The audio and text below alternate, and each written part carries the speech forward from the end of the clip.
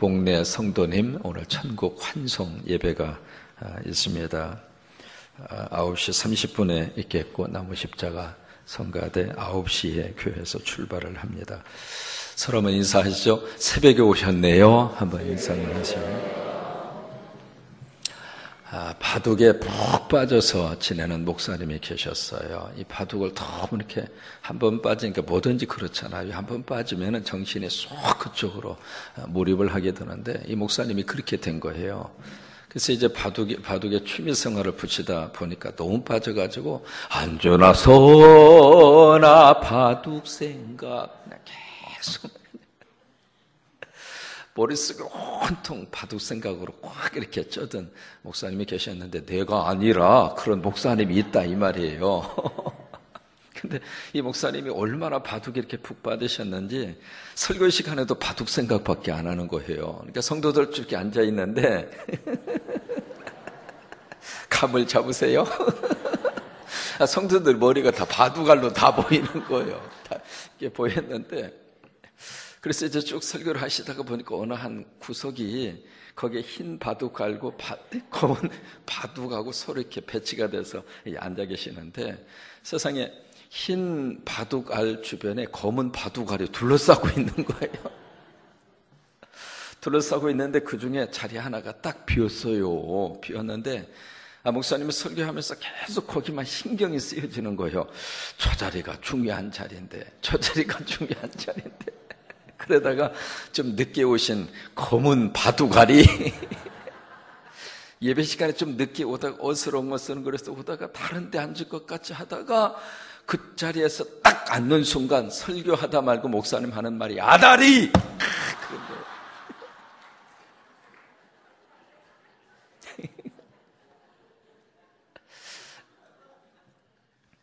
사람이 평소에 무슨 생각을 가지고 사느냐 그게 나도 모르게 말로 나오고 생각으로 나오고 표현으로 나오고 그런 거거든요. 그러니까 우리가 무의식적으로 하는 말들이 있잖아요. 의식적으로 하는 말도 마찬가지고요. 평소에 그 생각이 그렇게 표현이 되는 거예요. 복음서 속에서 예수님의 첫 번째 설교, 그것은 평소에 예수님의 생각이 어디에 있었는가, 평소에 예수님은 어떤 생각을 가지고 계셨는가, 그것을 잘 표현하고 있는 것이 예수님의 첫 번째 설교입니다. 오늘 17절에 보시면은 예수님의 첫 번째 설교 나오잖아요. 다시 한번 읽어요. 시작. 이때부터 예수께서 비로소 전파에 이르시되. 자, 보세요. 예수께서 비로소, 그 이야기는 이제 이 말씀을 증거할 때가 됐다 그거죠. 아무 때나 이 말씀을 증거한 것이 아니고 그냥 공생에 시작하자마자 이 설교를 한 것이 아니라 이 설교, 이 메시지를 받을 만한 분위기, 자세가 될 때까지 기다리셨던 거예요. 여러분, 이 성광교회에 부족한 종을 보내셔서 시간마다 주시는 메시지는 이 메시지를 들을 때가 돼서 하나님이 주시는 거라고 믿어요. 그동안에 쭉 우리 선배 목사님들의 헌신과 땀과 눈물, 여러분 그것이 없으면 오늘 이 강대상도 있을 수가 없습니다. 우리 한남 멤버들 오늘 이 새벽에 만나니까 얼마나 이쁜지 영어로 말할게요. 유 이뻐.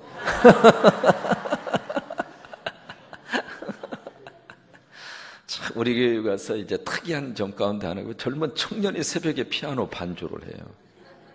그뿐만 아니라 일부 예배 시간은 올갱 가서 앉아 계시더라고. 야, 박수 한번 해줘요.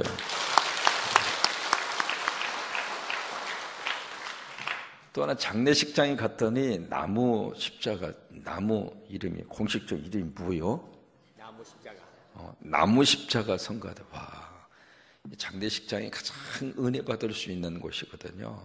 그래서 장례식을 잘 집례하면 교인이 늘어요.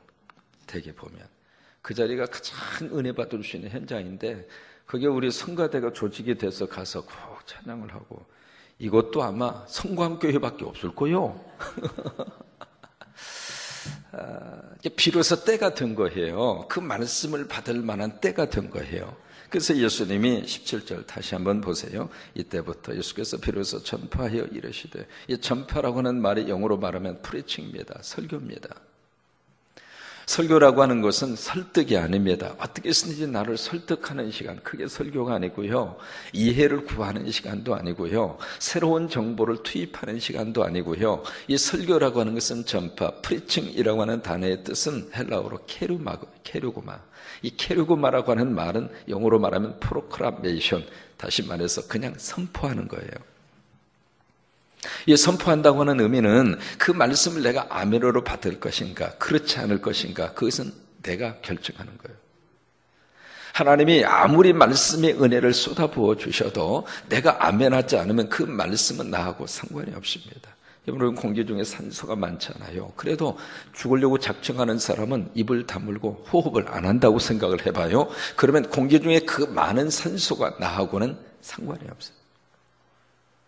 그런 것처럼 하나님의 말씀은 오늘 우리들에게 그냥 던져지는 거예요. 그냥 던져지는 거예요. 그냥 던져지는 거예요. 그래서 선포라고 그런 거예요. 그래서 설교라고 하는 거예요. 그래서 전파라고 하는 거예요. 그래서 그 말씀을 믿음으로 반응하는 사람은 그 말씀을 듣고 너무 감사한 거예요. 그 말씀이 내 말씀이 되고 그 말씀이 나를 살리고 그 말씀이 너무 감사하고 그 말씀이 그냥 맛있어! 너무 맛있는 거예요. 그래서 끝나고 나면 내일 새벽 빨리 왔으면 좋겠다. 더 듣고 싶다. 그 말씀에 대한 맛을 아는 사람은 그 말씀이 그립고 사모하는 거예요.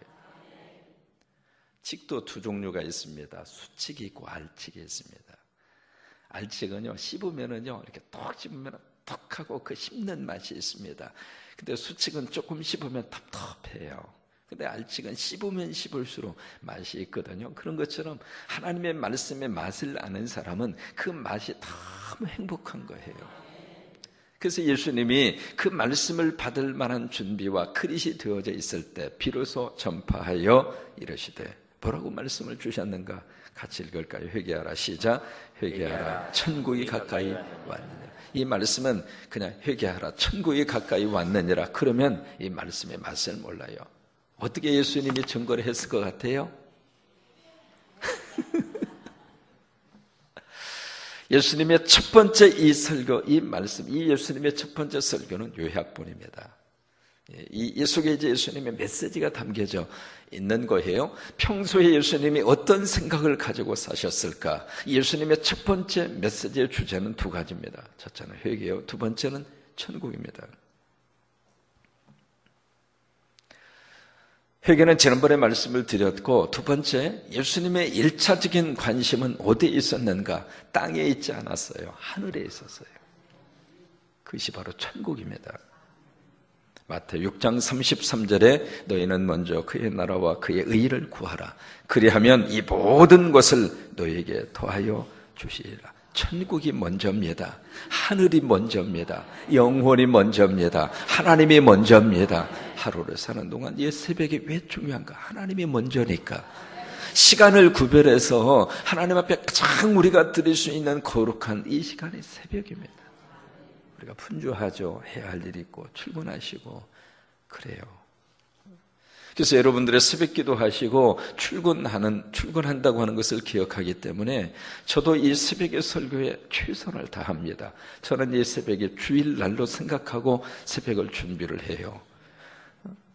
그러니까 하루를 사는 동안 가장 중요한 첫 시간을 구별해서 하나님 앞에 바친다고 하는 것은 내 우선순위가 어디에 있는가, 그것을 우리가 구체적으로 실천하는 거예요. 내 인생의 첫째는 하나님이다. 내 인생의 첫째는 하나님이다. 바로 그것을 우리가 구체적으로 표현하고 몸으로 실천하고 사는 것이 새벽의 영성입니다. 그래서 먼저 하나님을 구하라. 그러면 첫째가 하나님이라 이거죠. 첫째가 천국이라고 하는 것이죠. 그래야면 이 모든 것을 너희에게 더하여 주시리라. 사실 땅의 삶은 있어도 살고 없어도 삽니다. 지금 우리들이 살고 있는 삶의 환경은 과거에 비해서 엄청나게 잘 먹고 잘 살고 있습니다. 여러분 인정하십니까? 냉장고 열어보시면 먹을 게 있어요 없어요? 있어요. 옷장을 열어보시면 걸칠 옷 있어요 없어요? 있습니다. 저녁에 되면 들어갈 공간이 있습니까 없습니까? 있어요. 크든 작든 그건 별로 문제가 되지 않아요. 크면 어떻고 작으면 어때요? 어차피 가서 잠깐 누웠다가 일어나면 끝나는 거예요. 교회에서 하도 큰 사택을 주셔가지고요. 와, 전에는 이제 조그마한 데서 이렇게 살아서 가서 걸레 가지고 발로 걸레 밟고 2번 왔다 갔다 하면 그냥 끝났어요.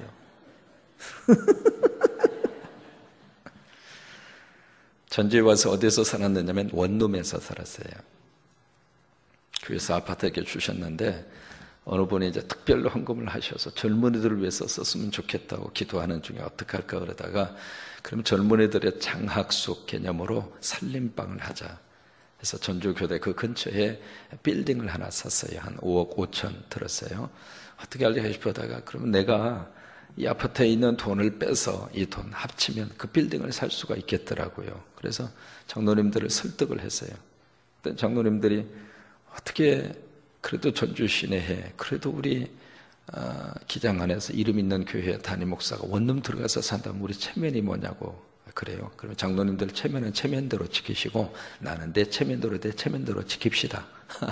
그래서 이제 원룸으로 들어가서 원룸 꼭대기에 들어가서 살았어요. 그러니까 거기는 주인세도 이렇게 만들어 놨는데 조금 2008년도에 지은 건물이라서 그렇게 크지가 않아요. 그래서 뭐 2발 쓸 필요도 없어요. 한 발로 쑥쑥쑥 밀으면 돼요.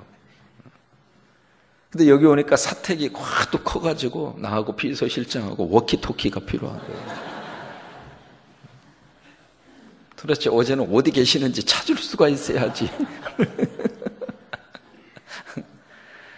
여러분 크면 어떻고 작으면 어때요? 하나님이 큰 거 주시면 큰 것대로 감사하고 작은 것 주시면 작은 것대로 감사하고 그렇게 살면 되는 거지. 뭐 이거 가지고 많이 가진 사람 앞에서 좋겠다. 좋긴 뭐가 좋아. 청소하라고 허리가 휘어져.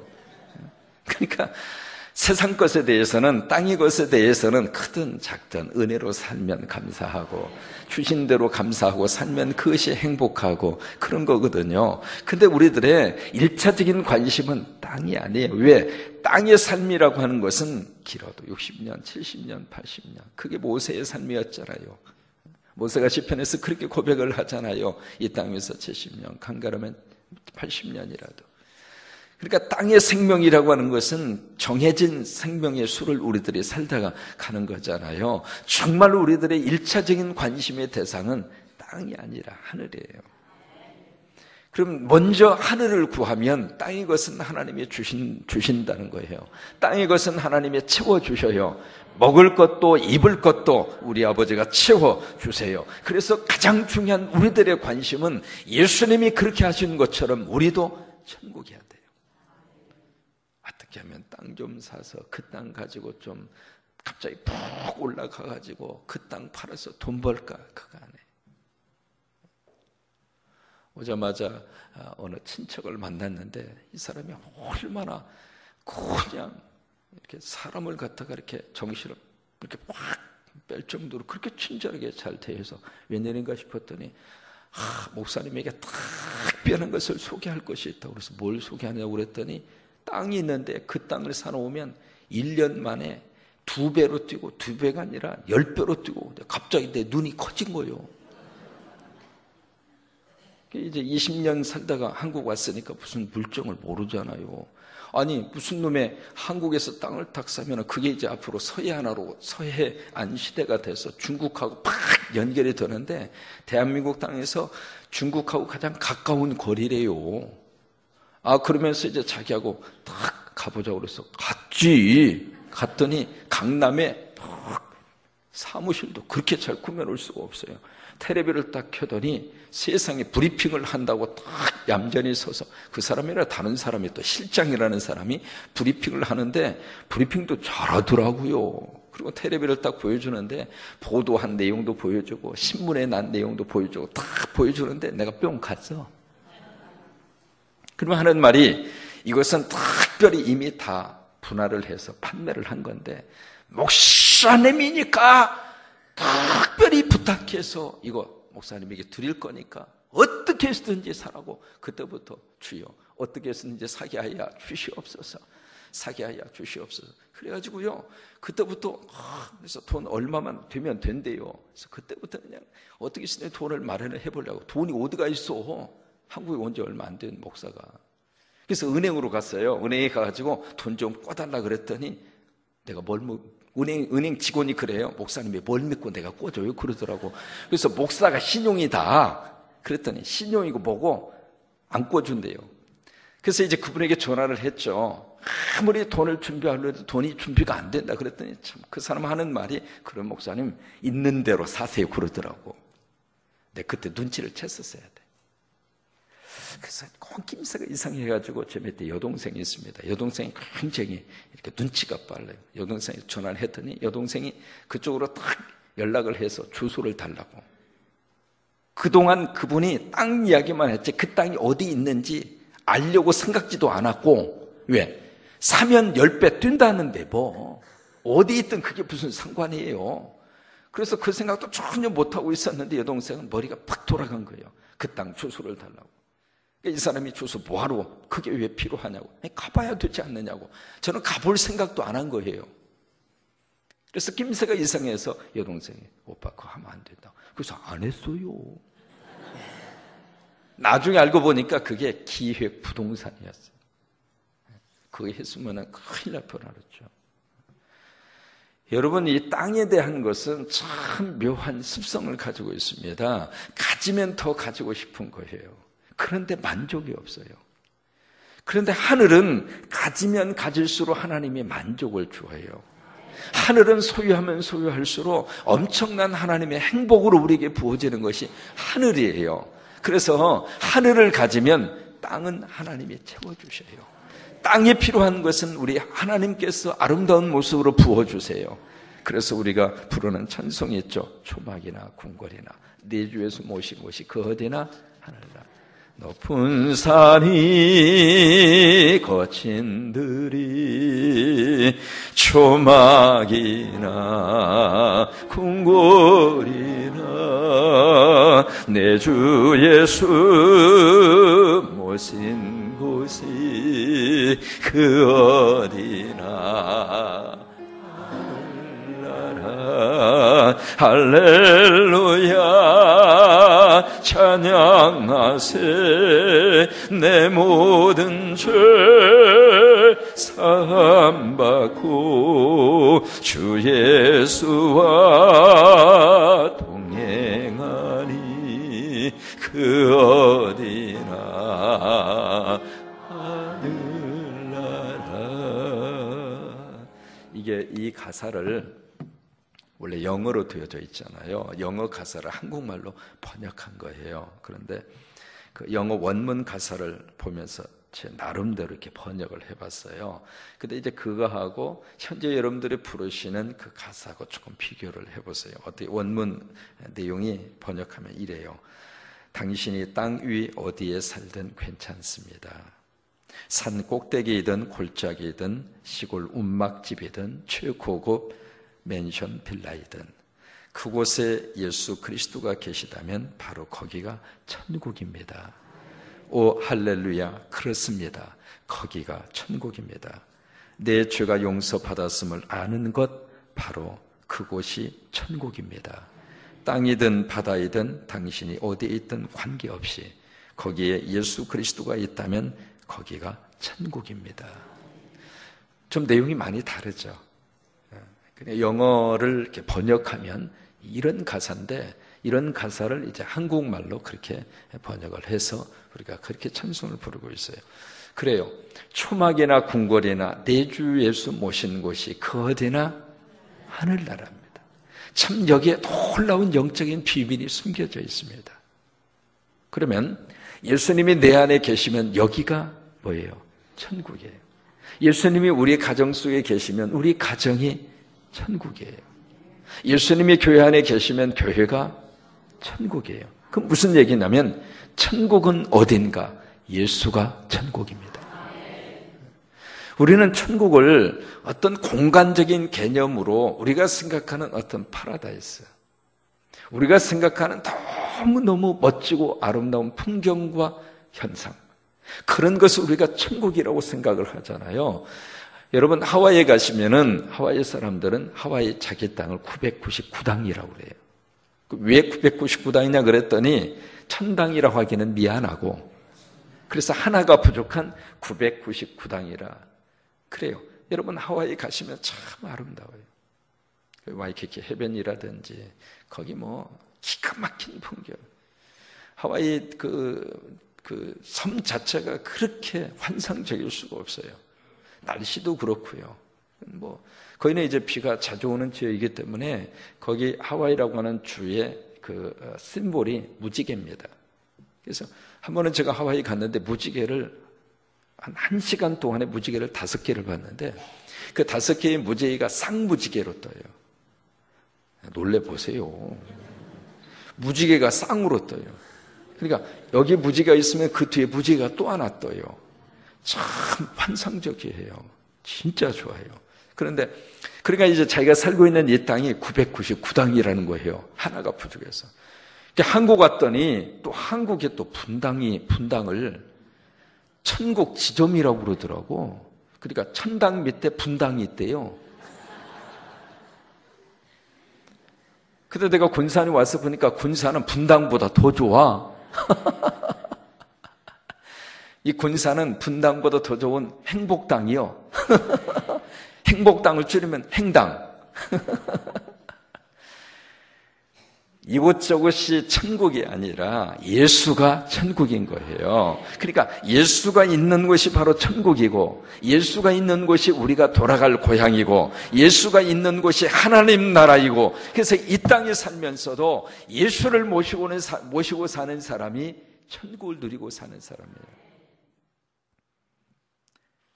프랑스의 실존주의 철학자 사르트르가 있잖아요. 1980년 3월 파리에 있는 브뤼셀 병원에서 폐소종이라고 하는 병으로 사르트르가 세상을 떠납니다. 그런데 이 사르트르가 죽기 전에 한 달 동안 말 그대로 발악을 합니다.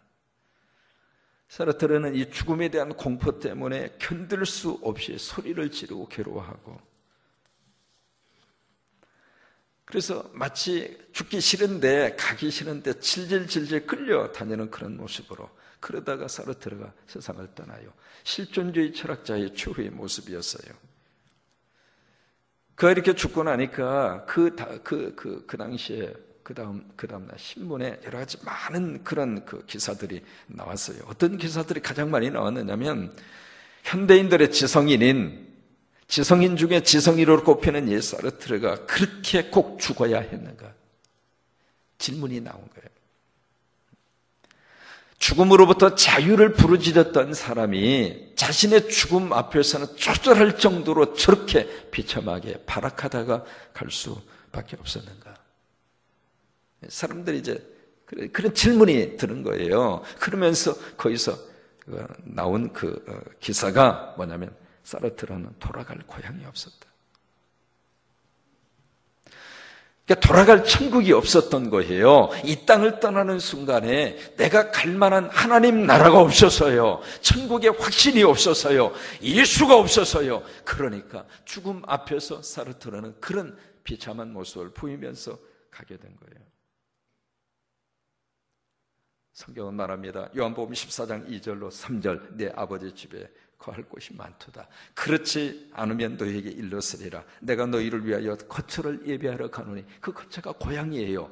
돌아갈 천국이에요. 하나님 나라예요. 가서 너희를 위하여 거처를 예비하면 내가 다시 와서 너희를 내게로 영접하여 나 있는 곳에 너희도 있게 하리라. 우리가 가야 할 고향, 갈 수 있는 고향이 있습니다. 천국입니다.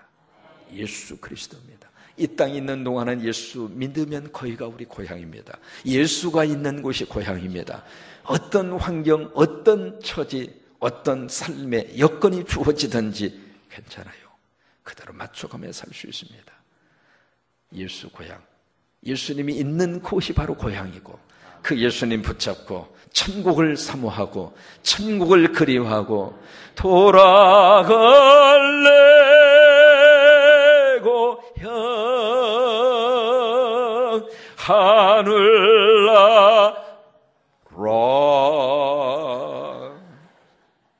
돌아갈 내 고향 어디예요? 하늘나라. 그래요. 천국이 있어요. 오늘 하루도 그 천국 기대하시고 행복하게 사셨으면 좋겠어요. 아멘. 29장 찬송입니다.